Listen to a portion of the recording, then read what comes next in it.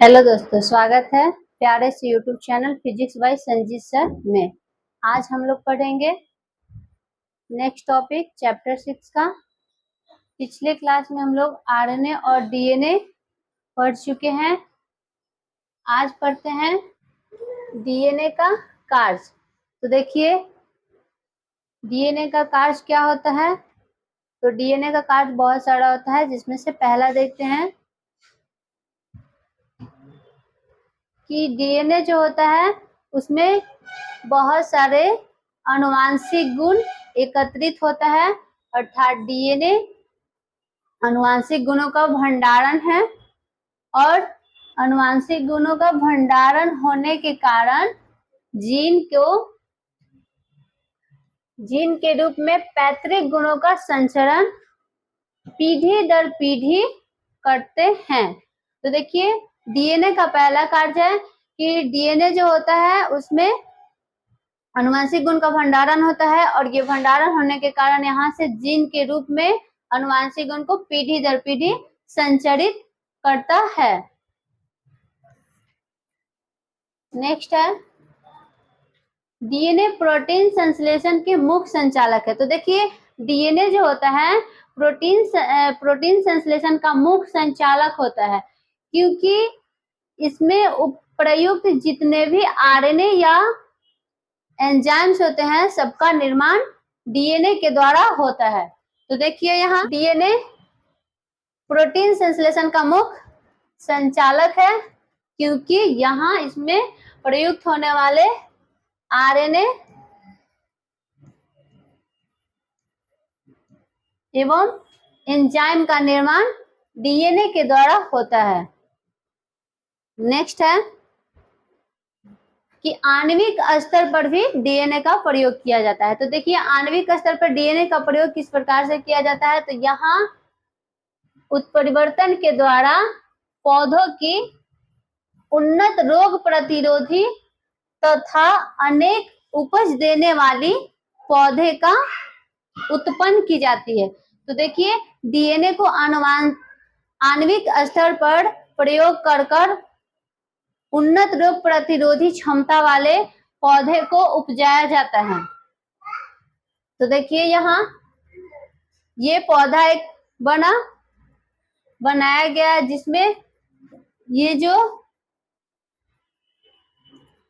Red colour का दिखाई दे रहा है ये एक टीडीएनए है, और इस टीडीएनए को प्रयोग कर एक नए पौधे को उपजाया गया है। जो ये पौधा बना है वो एक टीडीएनए युक्त है, क्योंकि इस पौधे में टीडीएनए का प्रयोग किया गया है, डाला गया है।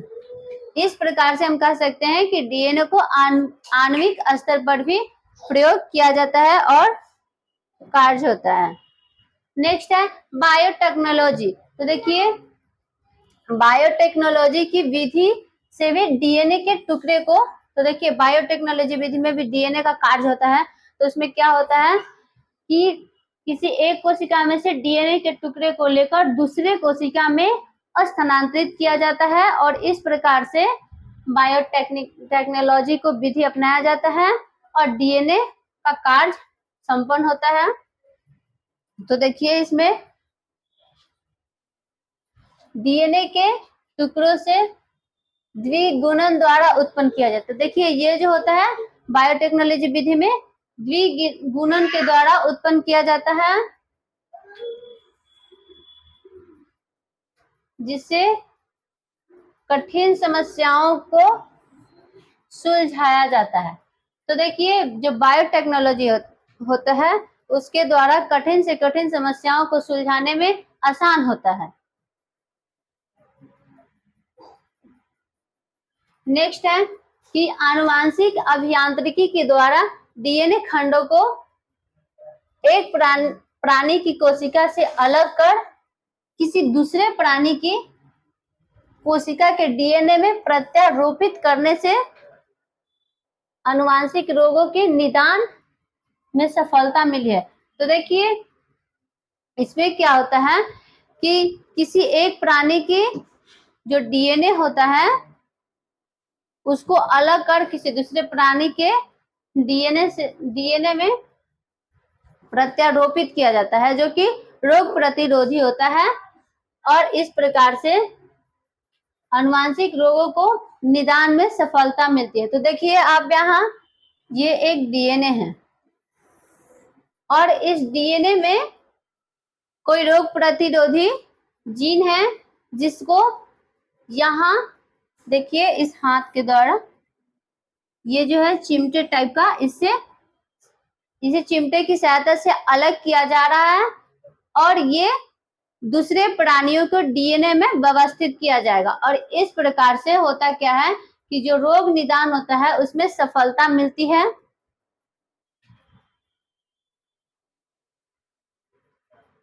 नेक्स्ट है प्रोटीन संश्लेषण की आधारीय क्रिया विधि।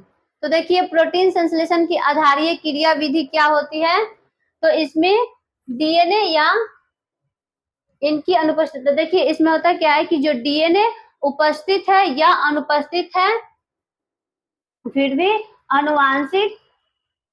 अनुवांशिक आरएनए को नियंत्रण में प्रोटीन का संश्लेषण किया जाता है। तो देखिए जो प्रोटीन का संश्लेषण आधारीय क्रिया विधि है उसमें डीएनए की उपस्थिति या अनुपस्थिति में यहाँ अनुवांशिक आरएनए के नियंत्रण में प्रोटीन का संश्लेषण होता है। और ये जो प्रोटीन संश्लेषण की आधारीय क्रिया विधि है, इसके अंतर्गत एक सेंट्रल डोग्मा यानी केंद्रीय डोग्मा की विधि होती है, अर्थात एक केंद्रीय डोग्मा होती है। तो देखिए यहाँ केंद्रीय डोग्मा क्या होता है, तो इसमें प्रोटीन के लिए एक न्यूक्लिक अम्लों की आनुवांशिक सूचनाओं का प्रवाह। तो देखिए इसमें क्या होता है कि प्रोटीन संश्लेषण के लिए न्यूक्लिक अम्ल होता है, उसमें आनुवांशिक सूचनाओं का प्रवाह जो होता है एक दिशीय होता है। तो यहाँ न्यूक्लिक अम्लों में आनुवांशिक जो सूचनाओं होता है उसका प्रवाह एक दिशीय होता है, अर्थात एक दिशा में होता है, यानी डीएनए से विभिन्न प्रकार के आरएनए जैसे ट्रांसक्रिप्शन द्वारा बनते हैं। और ये जो केंद्रीय डोग्मा होता है ये होता क्या है, तो देखिए इसमें डीएनए से आरएनए का निर्माण होता है ट्रांसक्रिप्शन के द्वारा। तो देखिए और जो डीएनए से आरएनए का निर्माण हुआ ट्रांसक्रिप्शन के द्वारा, फिर आरएनए से प्रोटीन का निर्माण ट्रांसलेशन के द्वारा होता है। तो देखिए डोग्मा प्रक्रिया यही है कि डीएनए से ट्रांसक्रिप्शन के द्वारा आरएनए बनता है और आरएनए से फिर ट्रांसलेशन के द्वारा प्रोटीन बनता है। और इस प्रोसेस यानी प्रक्रिया को डोग्मा, केंद्रीय डोग्मा कहा जाता है। देखते हैं किस प्रकार से केंद्रीय डोग्मा होता है। तो देखिए यहाँ एक आरएनए है, सॉरी ये एक डीएनए है, ठीक। और जैसे ही ट्रांसक्रिप्शन का प्रक्रिया होता है तब पुनः यहाँ आरएनए का निर्माण होता है।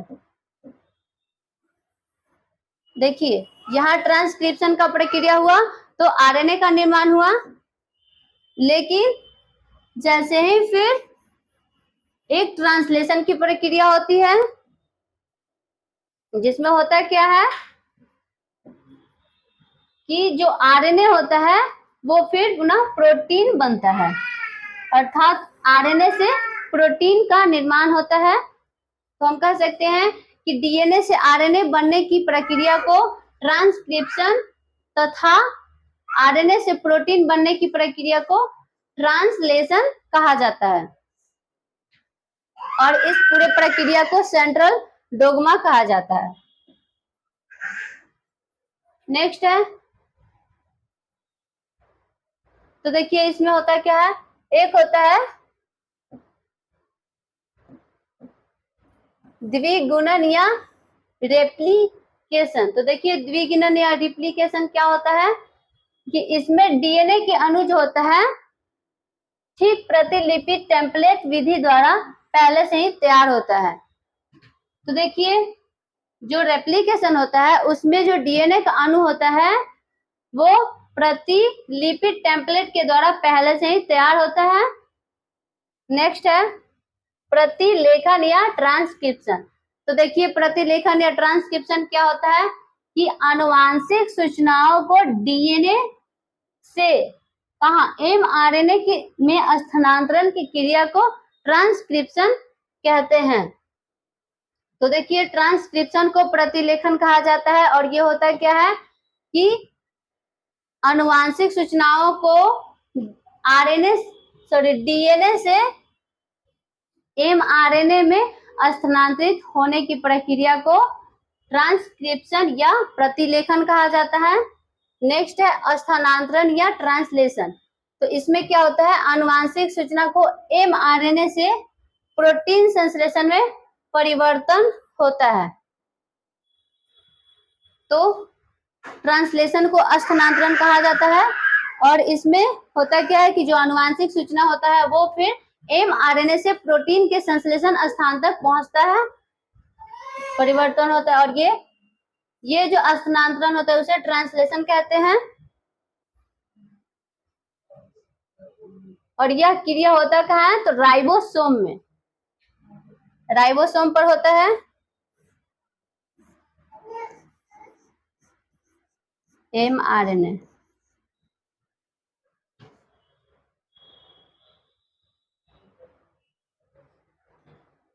और देखिए ये जो एमआरएनए होता है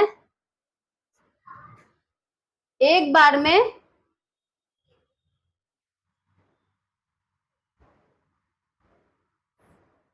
में एक संदेश को 5' किनारों से 3' किनारों की ओर अग्रसित करता है। तो यहाँ देखिए जो एमआरएनए होता है वो एक बार में एक संदेश को 5' से 3' की ओर अग्रसरित करता है।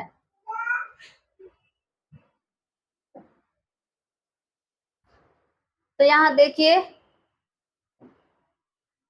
फिर से वही प्रोसेस, ये डीएनए ट्रांसक्रिप्शन प्रक्रिया के द्वारा हुआ आरएनए, फिर यहाँ आरएनए से प्रोटीन का निर्माण हुआ जिसे ट्रांसलेशन कहते हैं और डीएनए से आरएनए का निर्माण को ट्रांसक्रिप्शन कहा जाता है। नेक्स्ट है जीन या जीन अभिव्यक्ति। तो देखिए अब जीन क्या होता है और जीन अभिव्यक्ति क्या होता है। तो आनुवंशिकता की वह इकाई जो पीढ़ी दर पीढ़ी एक पीढ़ी से दूसरी पीढ़ी में संचरित होता है उसे जीन कहते हैं तथा जिस प्रक्रिया के द्वारा जीन अभिव्यक्ति अगले पीढ़ी में प्रभावित होता है उस प्रक्रिया को हम लोग जीन अभिव्यक्ति कहा जाता है। तो देखिए जीन क्या होता है कि आनुवंशिकता की वह इकाई जो एक पीढ़ी से दूसरे पीढ़ी में पहुंचती है उसे जीन कहते हैं या आनुवांशिक खंड। और ये जो होता है आनुवांशिक खंड यानी डीएनए का बना होता है, लेकिन वह विधि जिसके द्वारा जीन अभिव्यक्ति लक्षण प्रारूपी प्रभाव को प्रकट करता है उस विधि को जीन अभिव्यक्ति कहते हैं। और इसके अध्ययन इसके जो इकाई है निम्नलिखित है, देखते हैं। तो इसमें जो लक्षण प्रभावी होता है जीन अभिव्यक्ति वो किस तरह से होता है तो इसके अंतर्गत बहुत से प्रक्रिया आती है जिसमें पहला है डीएनए से आरएनए में सूचनाओं का अनुलेखन। तो हमने पीछे बताया किस तरह से डीएनए से आरएनए में ये सूचनाओं का अनुलेखन होता है। नेक्स्ट है अनुवांशिक कूट, और अगला है आरएनए में निहित सूचनाओं को पोलिंग पॉलीपेप्टाइड श्रृंखला में अनुवादन होता है और इस प्रकार से जीन अभिव्यक्ति होती है। तो देखिए अब यहाँ अनुवांशिक कूट या जेनेटिक कूट क्या होता है, जेनेटिक कोड क्या होता है। तो देखिए यहाँ एमआरएनए से होकर अनुवांशिक सूचना प्रोटीन में पहुंचता है। तो देखिए जो अनुवांशिक सूचना होता है वो एमआरएनए से होकर प्रोटीन में पहुंचता है तथा फिर आरएनए की भाषा में प्रोटीन आरएनए की जो भाषा होता है उसको प्रोटीन के भाषा में अनुवाद किया जाता है, जिससे एक शब्दकोश तैयार होता है और उसे अनुवांशिक कूट कहते हैं। तो देखिए यहाँ अनुवांशिक कूट या जेनेटिक कोड क्या होता है। तो इसमें होता क्या है कि जो एमआरएनए होता है तो एमआरएनए से होकर अनुवांशिक सूचना जो होता है प्रोटीन तक पहुंचता है और इसमें से प्रोटीन में पहुंचती है तथा जो आरएनए की भाषा होता है उसको प्रोटीन की भाषा में तैयार किया जाता है और इस प्रकार से एक शब्दकोश का निर्माण होता है। यहाँ एक शब्दकोश का निर्माण होता है और उसे इस शब्दकोश को ही अनुवांशिक कूट या जेनेटिक कोड कहा जाता है।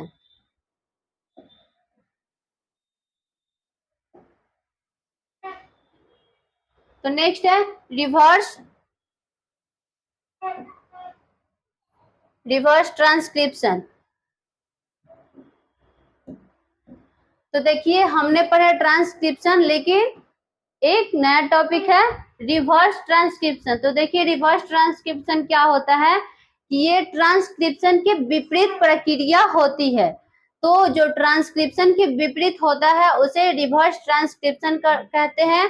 तो इसमें होता क्या है, तो देखिए अनुवांशिक सूचना को एक दिशा में होने वाले प्रवाह को अपवाद होता है, यहाँ अपवाद होता है और इसको एच-टेमिन और डी वेल्डोमोर एवं नहीं, देखिए इसे एच-टेलिमिन और डी वेल्डोमोर ने 1970 में खोजा। तो रिवर्स ट्रांसक्रिप्शन है उसको सबसे पहले किसने देखे थे, तो टेमिलिन एवं डी वेल्डोमोर ने 1970 में देखे और इन लोगों के अनुसार कुछ वायरस में ट्रांसक्रिप्शन की दिशा उल्टी होती है।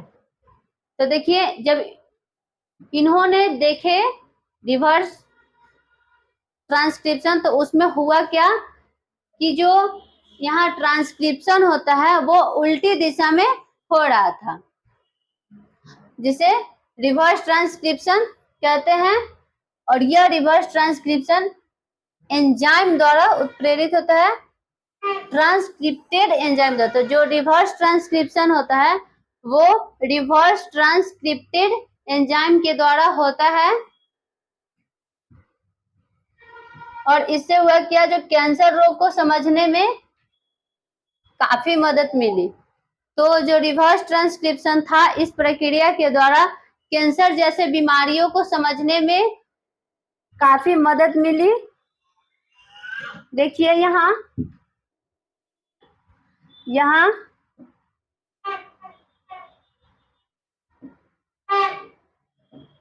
ये जो है एक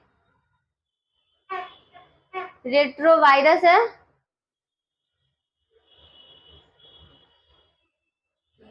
और इस प्रोसेस में होता क्या है कि जो ट्रांसक्रिप्शन की प्रक्रिया होती है वो उल्टी दिशा में हो जाती है। देखिए ये यहाँ डीएनए है और यहाँ